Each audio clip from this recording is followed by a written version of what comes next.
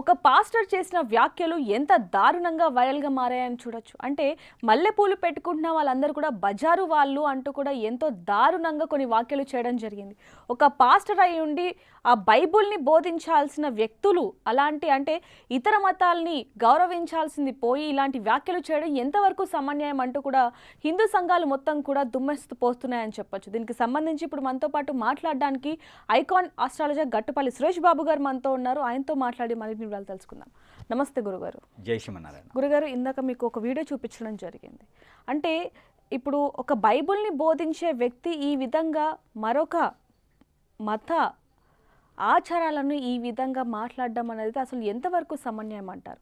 మన హిందువుల్లో పూలు అనేవి చాలా పవిత్రంగా మనం భావిస్తూ ఉంటాం. అలాంటి పూల మీద ఇలాంటి వ్యాఖ్యలు చేయడం అసలు ఎలా చూడొచ్చు అంటారు?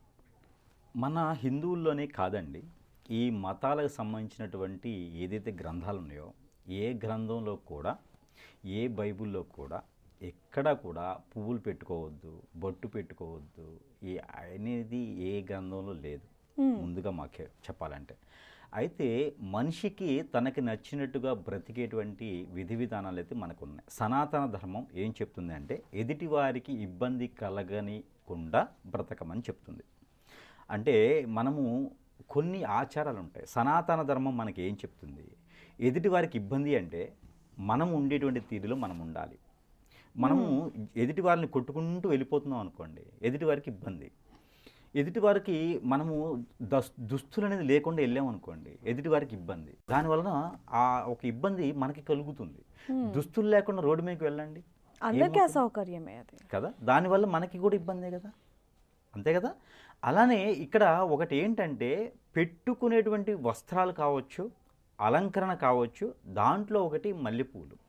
ఈ యొక్క మల్లెపూలనే కాదండి, చాలా రకాల పువ్వులు ఉంటాయి. పువ్వులు అనేది మనకి హిందూ సాంప్రదాయ ప్రకారమే కాదు, మానవాళి కూడా కొన్ని రకాల పువ్వులనైతే దేవునితో స్వరూపంగా కొలిచి ఆ దేవుని ఆరాధనలో ఇచ్చేటువంటి విధానం అయితే ఉంటుంది. పువ్వులు లేకుండా కొన్ని డ్రగ్స్ అంటే కొన్ని ద్రవ్యాలు కూడా మనము సేవించి మనకు ఫీవర్ వచ్చినప్పుడు, ఆరోగ్యం బాగాలేనప్పుడు కొన్ని రకాల ద్రవ్యాలు ఉంటాయి. ఇప్పుడు సపోజ్ తీసుకుంటే తేనె ఉందనుకోండి, ఈ రోజుల్లో ఆర్టిఫిషియల్ అయింది. తేనె ఉండాలంటే అది ఎక్కడి నుంచి వచ్చింది?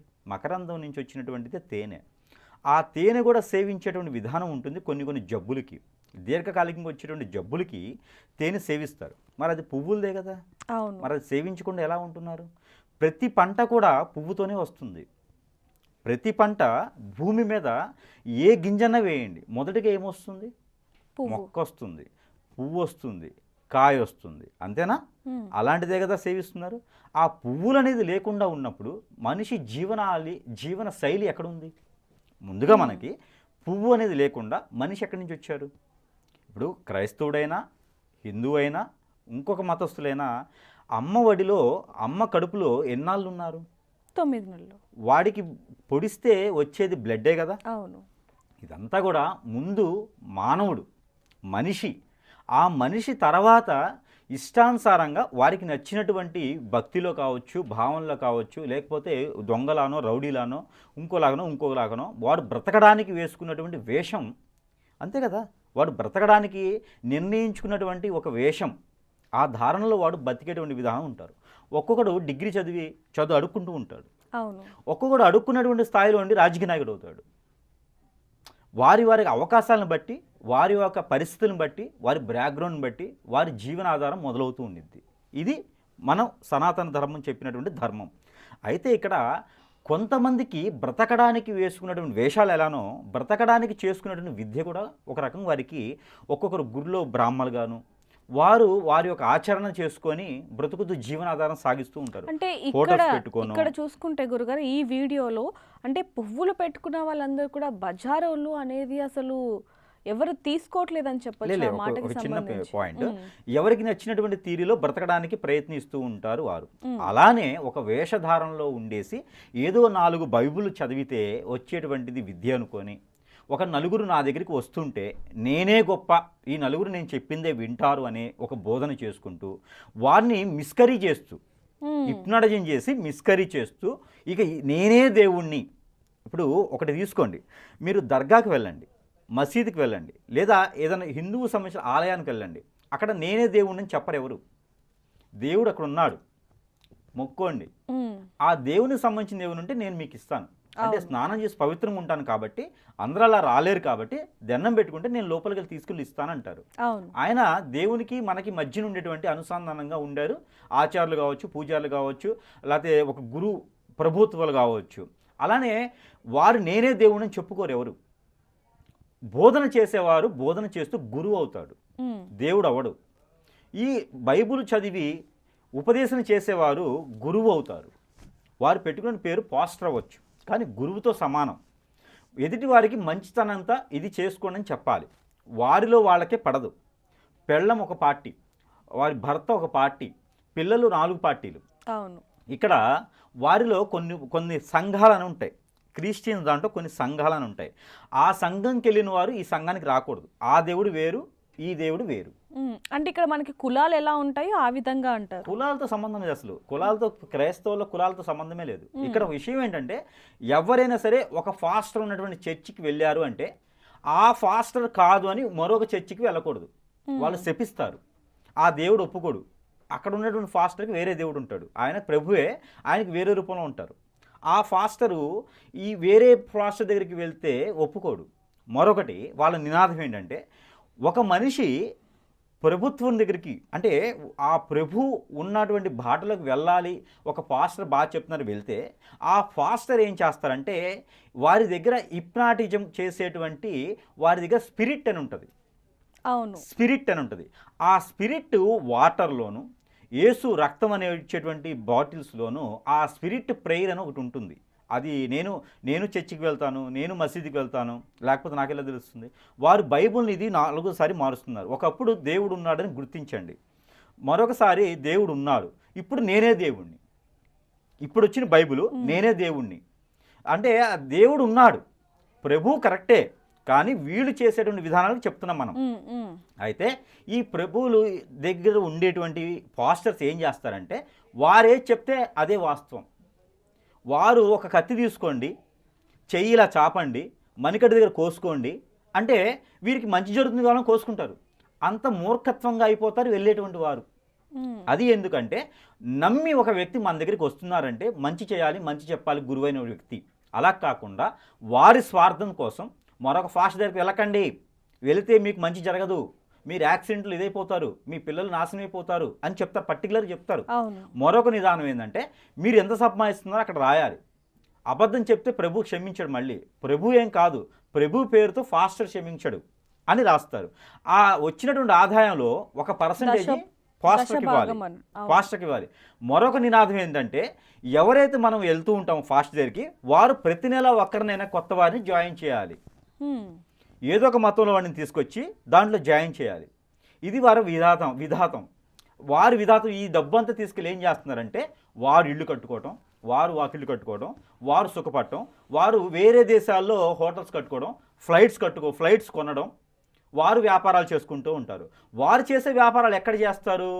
వారు మీటింగ్ పెట్టే స్థలం ఎక్కడిది?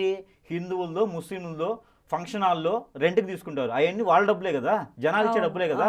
రెంట్కి తీసుకొని మీటింగ్ పెట్టుకుంటూ ఉంటారు. ఈ మీటింగ్ పెట్టి ఏం చేస్తారు? ఎక్కడ తిన్నంటి వాసాలు లెక్క పెడతారంటారు కదా, వారి దగ్గర మీటింగ్ పెట్టుకుంటూ వారికే పెడతారన్నమాట, గొయ్యి తీస్తూ ఉంటారు వీరు. అదొకటి.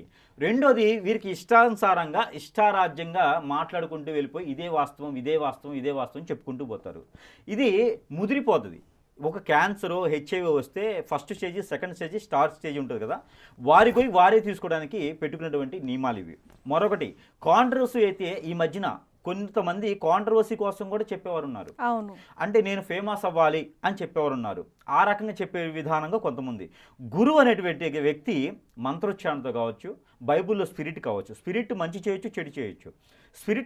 స్పిరిచువల్గా వచ్చినటువంటి వ్యక్తి ఎవరైతే ఉన్నారో, ఈ రకమైన వాదనలు, అది పెట్టుకోవద్దు, ఇది చేయకూడదు అన్నప్పుడు అన్నం కూడా తినకూడదు, గడ్డి తినాలి. వారు ఇచ్చే రొట్టెలు ఉంటాయి కదా, అవి తిని బ్రతకాలి.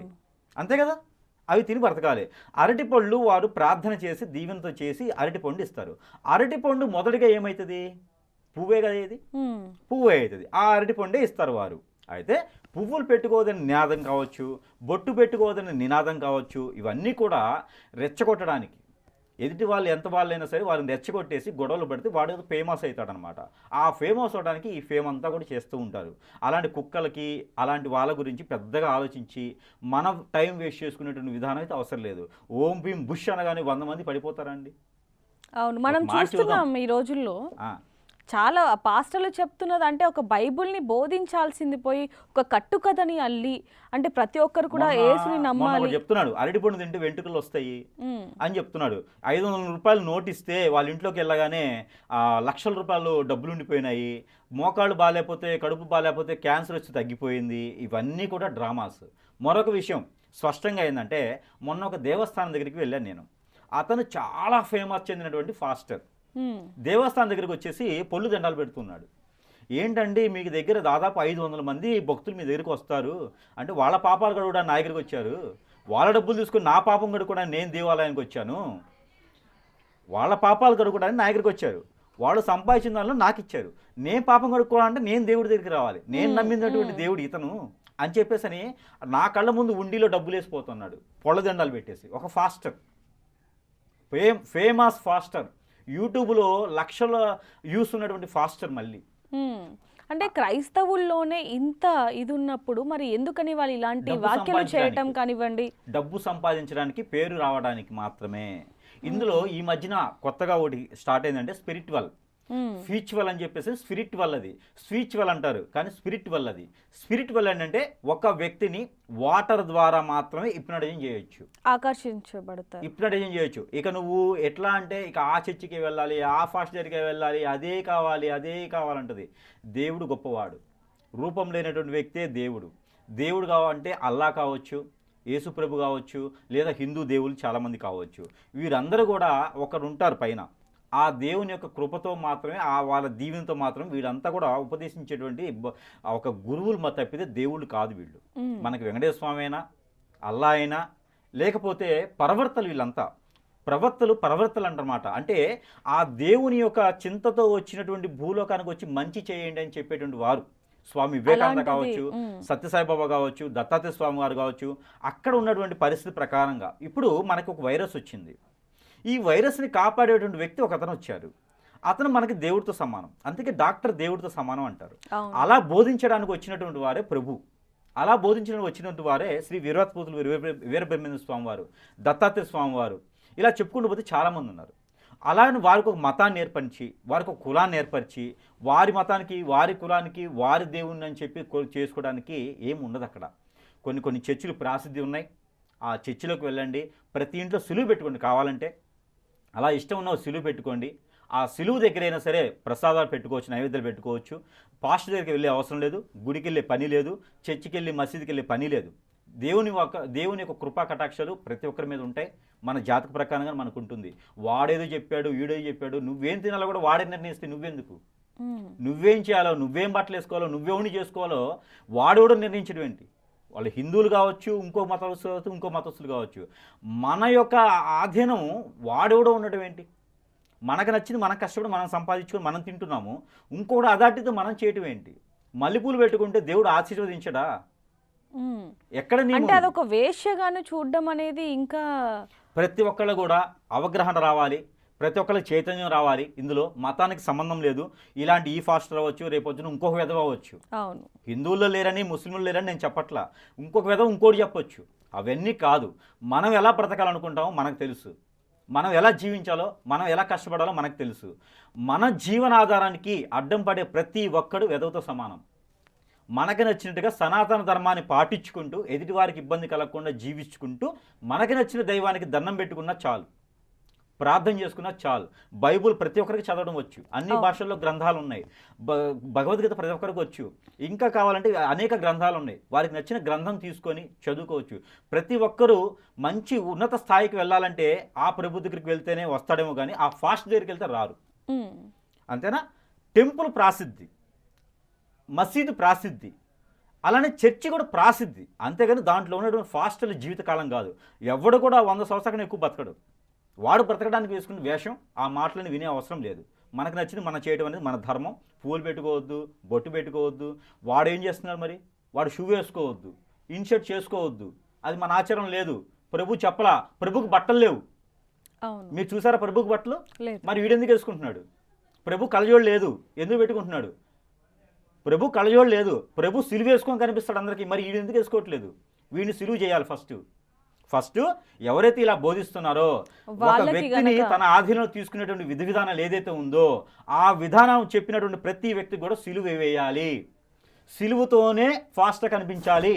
ఆ సిలువ అంటే సిలువుకి చేతులు కాళ్ళు కొట్టేస్తారు కదా, ఆ విధంగా ఆ పెద్ద శీలలు ఒక 12 అంగుళాల శీలలు తీసుకుంటే మనిషి బాడీ అనేది సిలువుకి కరెక్ట్గా సరిపోతుంది. అవును. మనిషికి ఉండేది 3 అంగుళాలు, ఆ తర్వాత 3 అంగుళాలు 12 అంగుళాల శీల ఒక మొల అయితే మనిషి ఒక చెయ్యి కావచ్చు, తల కావచ్చు, ఇలాంటి బాడీ అంతా సిలువ అతుక్కుపోద్ది. అప్పుడు దేవుడు అవుతాడు పాస్టర్ కూడా. ప్రతి ఫాస్టర్ని కూడా సిలువ చేస్తే అప్పుడు దేవుణ్ణిగా భావించవచ్చు. ఇది చేస్తే అప్పుడు మాట్లాడకుండా తన ఉపాసన, తన ఉపాదనం, తన వివేశం, తన స్పిరిట్ ఏది ఉందో అది చేస్తారు. మనిషిని ఇబ్బంది పెట్టేటువంటి మతం మనకు అవసరంలే, మనిషి ఇబ్బంది పెట్టేటువంటి ప్రతి కులం మనకు అవసరంలే, మనిషిని ఇబ్బంది పెట్టేటువంటి దేవుడు మనకెందుకు? అవును. చాలా మంది క్రైస్తవులు కూడా పాస్టర్లు చెప్పినవన్నీ కూడా వినేసి జీవితాన్ని తలక్రిందులు చేసుకుంటున్న పరిస్థితి కూడా చాలా మందిని చూస్తున్నాం. ఉన్నాయండి. అప్పులు చేసి చర్చిలు కట్టడం, చర్చిలకు ఇస్తున్నారు. అప్పులు చేసి ఫాస్టర్ ఇంట్లో పిల్లలకి చదువులు చెప్పడం, అప్పులు చేసేసి ఫాస్టర్లు అందరూ ఒకేలా లేరండి. మళ్ళీ అదొకటి మనం తప్పు అవుతుంది. ఫాస్టర్గా ఉండేవాళ్ళు చాలా మంది ఉన్నారు. ఫాస్టర్ దగ్గరికి వెళ్ళి కొన్ని రోగాలు కూడా తగ్గిపోయేటువంటి ఉన్నాయి. నేను చూశాను కూడా. నేను ఒక దగ్గరికి వెళ్ళాను, నాకు కొంచెం చిన్న ప్రాబ్లం వస్తే ఫాస్టర్ గారు చిన్న ప్రేయర్ చేశారు. ప్రేయర్కి నాకు మొత్తం పాజిటివ్ వచ్చేసింది నాకు. అంటే నిజంగా ప్రేయర్ చేసేటువంటి ఫాస్టర్లు ఉన్నారు. ఇలాంటి వెధవల వల్ల వారికి కూడా మాట వస్తుంది. అందుకని చెప్పేటువంటి మాటలో కావచ్చు, చేసేటువంటి పనిలో కావచ్చు, విధానం విధాత రెండూ ఉండాలి. వారు ఎవరైనా కావచ్చు, ఏ మతస్థులైనా కావచ్చు, ఏ గ్రంథాన్ని పూజించి ప్రేమించే వాళ్ళైనా కావచ్చు, వారు ఎదుటి వ్యక్తికి ఇబ్బంది పెట్టకుండా సనాతన ధర్మం పాటించేటువంటి వ్యక్తులైతే కావాలి. మనకి నచ్చినట్టు మనం బ్రతకాలి తప్పితే వారు చెప్పినట్టు మనం బ్రతకూడదు. అలా అనుకున్నప్పుడు వారికి బట్టలు ఉండకూడదు. ఫస్ట్ పాయింట్, ప్రభువు గారు ఎలా అయితే ఉన్నారో, యేసు ప్రభు చెప్పినటువంటి వ్యక్తి ఆ యేసు ప్రభు ఎలా అయితే ఉన్నారో అలా జీవన సాధించి అలా జీవనశైలి మొదలుపెట్టి ఎదుటి వారికి బోధించాలి. నిజంగానే మీరు అన్నట్టుగా పాస్టర్లు ఎవరైతే ఉంటారో వారందరికీ ఈ విషయాలన్నీ తెలిసి క్రైస్తవులను ఏ విధంగా కేవలం బైబిల్ బోధించాలి అనే విధంగా చూసుకోవాలి తప్ప ఇలాంటి ఇతర మతస్థులను ఇబ్బందికరంగా పెట్టే వ్యాఖ్యలు చేయకపోవడమే మంచిదనేది మాత్రం చెప్పొచ్చు గురుగారు. థ్యాంక్ యూ అండి. Thank you so much.